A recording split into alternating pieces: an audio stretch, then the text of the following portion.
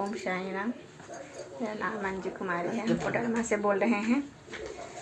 साईं बाबा के बारे में आज मैं बताना चाहती हूँ। आज बृहस्पतिवार का दिन है, गुरुवार का दिन है, बाबा का दिन है, इसलिए मुझे सवेरे से सुबह से ही आज मुझे बार बार लग रहा है मुझे भी बाबा का चमत्कार कुछ बताना चाहिए, इसलिए मैं कुछ बताने जा रही हूँ। बाबा किस तरह दर्शन दिए हमको और आते हैं, दर्शन देते हैं, मुझे बताते हैं कुछ करने के लिए, इसके बारे में बता रही हूँ। पिछले साल 2018 में वैशाख का महीना था, गुरु पूर्णिमा था, वैशाख का पूर्णिमा था। उस दिन बाबा का मेरा दर्शन हुआ। पूर्णिमा के दिन शाम में 7 बजे मैं सुबह शाम में घूमने के लिए ही निकली थी। यहाँ पर सूर्य मंदिर एक है थोड़ी दूर में, हम उस सूर्य मंदिर के यहाँ जा रहे थे कि हम आते हैं प्रणाम करके थोड़ा सा मंदिर में। हम उतरे ही घर बिल्डिंग से नीचे के खुशबू आने लगा फूल का, खूब खुशबू आने लगा, इतना खुशबू कि लगता था कि हम बगीचा में हैं, फूलों के बगीचा के बीच में हम खड़ा है। और जबकि कहीं एक भी पेड़ फूल का नीचे नहीं बिल्डिंग में, हमको पता है, हम यहाँ रहते हैं इसलिए कहीं कोई फूल का पेड़ नहीं था। बहुत खुशबू आ रहा था, बेली का, गुलाब का, बहुत। हमको लगने लगा कि कहीं बाबा तो नहीं मेरे पास है। मेरा शरीर पूरा रोमांस होने लगा, पूरा हंसी आने लगा, अंदर से खूब हंसने लगी, अब बोलने लगी अपने आप ने कि बाबा आप मेरे साथ हैं। ऐसा चमत्कार बाबा का कि शाम में 7 बजे उस समय कोई आदमी, जबकि शाम में हमेशा गर्मी में घूमने निकलती है सब लेडीज, जैसे उस समय कोई आदमी रोड पर नहीं था और ना लाइट जल रही थी, लाइन भी कटी हुई थी। बाबा का ऐसे कृपा था, ऐसे चमत्कार था, ये सब बाबा का ही लीला था। मुझे तो फूल का खुशबू आ रहा था। मैं बोली बाबा क्या आप है मेरे साथ, आप जब हैं तो हमें दिखाइए बाबा, दिखिए बाबा आप ही मेरे साथ हैं, मैं जानती हूँ बाबा आप ही मेरे साथ हैं। इसी तरह मैं बोलते जा रही थी, हंसते जा रही थी, पूरा हंस रही थी और बोल भी रही थी। और उसी तरह करते करते मैं 5-6 मिनट तक दूरी पर गई, थोड़ा दूर तक, उतना दूर तक मेरा खुशबू फूल का साथ ही रहा। फिर उसके उस मोड़ पर आकर के हम सूर्य मंदिर चले गए और वहाँ से सूर्य मंदिर तक जाने में फूल का खुशबू खत्म हो गया था। फिर हम प्रणाम करी मंदिर में और लौट गए। लौट करके आए और जहाँ फूल का खुशबू खत्म हुआ था ठीक वही मोड़ पर एक आदमी हमको मिल गए, मोहल्ला का ही। वो हमसे बात करने लगे, अंधेला था ही, बोले ले भाभी आप हैं? हम बोले हाँ हम हैं। तो ही दोनों मिलके कुछ इधर उधर का बातें हम लोग करने लग गए। बात करते करते अचानक दाएं और देखते हैं खड़ा हुए, तो खड़ा होकर के एक बूढ़ा आदमी लाठी लिए हुए, बाबा जैसा माथा बांधे हुए और वहाँ खड़ा होकर मुस्कुरा रहे हैं मेरे तरफ देखते हुए। थोड़ा सा हम देखें, हम भी मुस्कुराए, देख करके हमको लगा कि हम लोग बात कर रहे हैं तो हमको देख के मुस्कुरा रहे हैं, कोई होंगे बूढ़ा। फिर उसी समय हम देखे कि धीरे धीरे बैक होकर के अंधेले में चले जा रहे हैं, जबकि उधर घूर अंधेला था, इधर जा रहे थे। हम उधर से आए हैं, जिधर से ही आते हुए वो खड़ा थे, लेकिन उधर हमको रास्ता में तो कोई मिले ही नहीं थे। अब वहाँ अचानक देखते एक आदमी खड़ा है, या फिर पीछे जा रहे हैं, पीछे घूर करके हम बहुत धीरे चल रहे थे। हम फिर बात उन पर ध्यान ही नहीं दिए कि वो बाबा हो सकते हैं, यहाँ तक खुशबू था फूल का, इसलिए हम जिस आदमी से बात करे थे उसी से थोड़ा सा बात की। उसका दुकान है, भाभी हम जाते हैं, ठीक है आप भी जाइए, हम भी चले आए। आने लगे तो हमको ध्यान में आया कि आदमी बूढ़ा कौन थे भाई, क्यों इस तरह अंधेला हम उधर जा रहे हैं, मंदिर तो इस दिशा में, उधर दिशा में कहाँ जा रहे हैं, इतना अंधेला। हमने इतना धीरे बोलते हुए असंजोग इतना देखिए कि उस समय उधर जिधर जा रहे थे उधर भी लाइट बहुत जलता है, जो उस समय कोई लाइट ही नहीं जल रहा था, अंधेला था 7 बजे, जबकि गर्मी में उतना अंधेला नहीं होना चाहिए जितना अंधेला लग रहा था।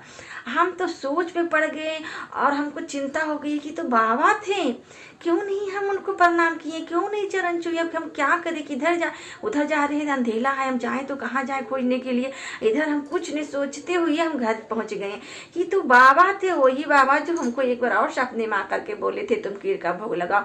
एकदम सेम वैसा ही बूढ़े बाबा ही थे, हमको दर्शन दे के बाबा ही तो चले गए।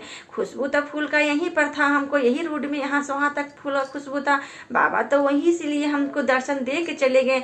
हम देख नहीं पाए तो हमको भुला दिए दिमाग में कि खुशबू था फूल का, हम बातों में रह गए। जब चले गए हैं आ रहे हैं तो पाया कि तो खुशबू फूल का था, बाबा साथ थे और हमको दर्शन देके चले गए। हम पहचाने भी, आए भी घर में। 1-2 घंटा हम बैठ के दिमाग सोचती रहिए, माथा एकदम लग रहा था कि हम क्या करें, क्या खुशी का एकदम पागल की बाबा का दर्शन हुआ। एक तरफ लग रहा था क्यों नहीं हम चरण छुए, क्यों नहीं बाबा को हम प्रणाम किए, क्यों नहीं झुके उनके चरणों में। इस तरह बहुत अफसोस भी लग रहा था। उस दिन ना पूछे, रात भर हमको मन में बेचैनी सा लगते रहा कि भाई हम बाबा को नहीं चरण छुए, बाबा मेरा दर्शन हमको दिए। मेरे बाबा, मेरे कृपालु, मेरे दयालु, मेरे साईं मुझे दर्शन दे के चले गए, हम उनको नहीं हम प्रणाम कर सके। इस तरह उस दिन दर्शन हुआ।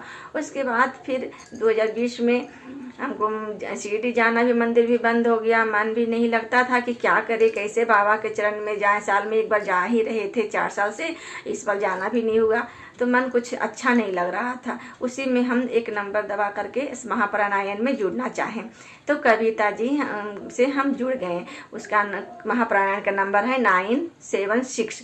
हम उस नंबर में कविता जी से हम जुड़ गए। हमको बहुत अच्छा लगा उससे बात करके, उनसे मिल करके, उनसे बातें की, अच्छा ही बहुत अच्छा लगी हमको। हमको लगा कि चलो बाबा किसी रूप में हमको इनसे मिलाए हैं, इन्हीं से हम महाप्राणायन में जुड़ गए। इसमें भी एक चमत्कार हुआ मेरे साथ। वो रोल नंबर मेरा 13 दिए। 13 रोल नंबर का भी अंक आता है 4, 976 उसका भी अंक 4 आता है, 4 आता है।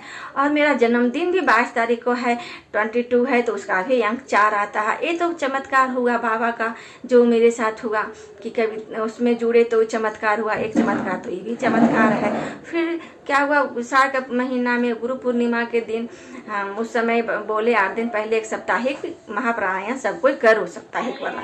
कविता जी का फोन आया, हम महाप्राणायाम में जुड़ गए। हम बोले हाँ ठीक है, हम भी एक सप्ताह का महाप्राणायाम हम भी करेंगे। फिर हम करने लगे। एक दिन, दूसरा दिन, तीसरा दिन के चौथा दिन बाबा का फिर दिव्य दर्शन होगा। दोपहर को हम बेड पर गए लेटने के लिए, तो हम क्या देख रहे हैं कि सपना में कि बालकोनी में हम खड़ा हैं और बच्चा बाहर देख रहे हैं, रोड पर सब बीमार है, छोटे छोटे बच्चे हैं, तो बड़े लेडीज है, सब बीमार पड़ रही है। और उसमें कोरोना का बहुत जोर फैला हुआ था। तो कोरोना का नहीं हम देख रहे कि कोरोना सबको हो गया, हम देख रहे हैं कैंसर हो गया। एक लेडीज है जो उसको कैंसर हो गया, तो हम कह रहे हैं कितना कम उम्र का कैसे कैंसर हो गया, बच्चे को भी कैंसर है।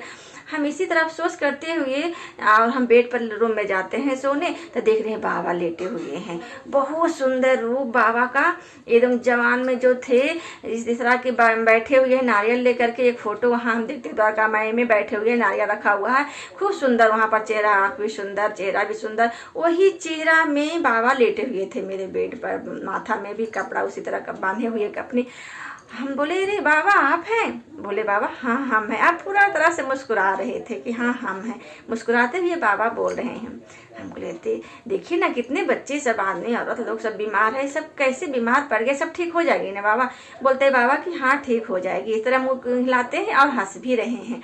हम बोले बाबा आप आए हैं, हमको बहुत प्रश्न पूछना था आपसे। क्या पूछे? अभी तो कुछ आदि आ नहीं रहा है, क्या हम पूछे क्या नहीं पूछे, हमको तो बहुत प्रश्न पूछना था। इसी तरह हम बाबा से हम प्रश्न कर रहे हैं। करते करते हर आदमी को कुछ तो परेशानी जिंदगी में रहता है, मुझे भी, मेरा जिंदगी में भी एक बहुत बड़ा परेशानी है।